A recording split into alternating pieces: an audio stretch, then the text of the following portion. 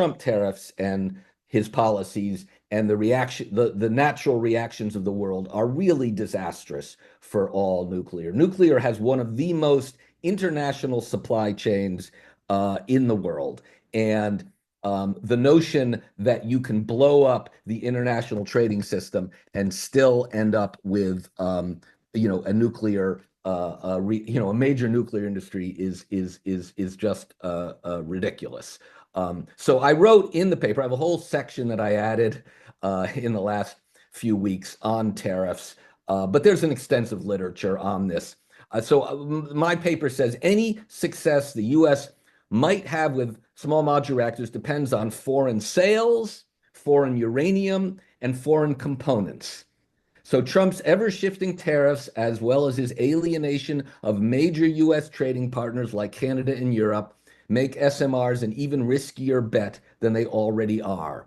Remember, small modular reactors, they're very expensive per megawatt. The entire theory behind them is that you could mass produce them, so many of them that somehow the cost would come down. Now, there's no basis in reality. No one's ever succeeded at that.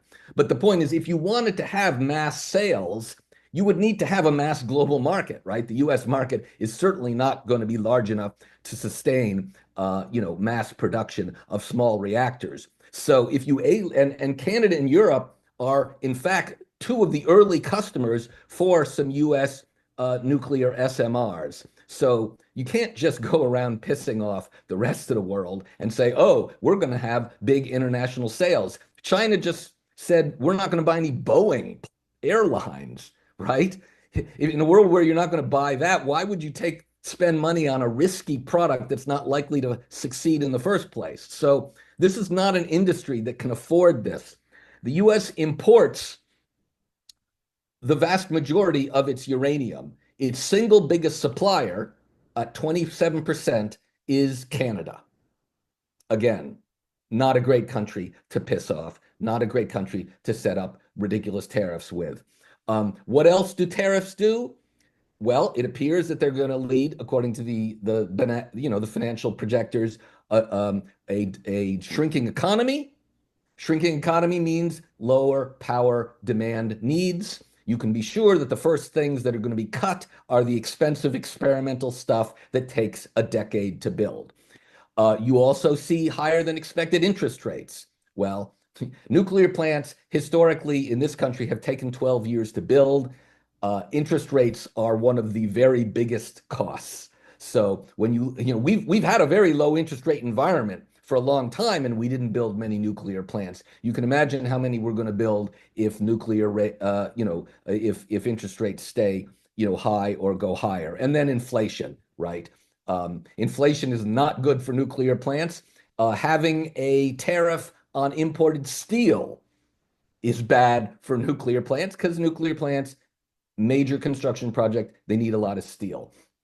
What's the other problem with tariffs? Well, you do need rare earth materials to make a nuclear plant. In fact, the Department of Energy put out a report in September for advanced nuclear, looking at the commercialization prospect. It's called the Liftoff Report. And they singled out several rare earths that are critical for nuclear plants. One of them is yttrium. You may never have heard of yttrium. Yttrium is on the list of the things that China is the major supplier of.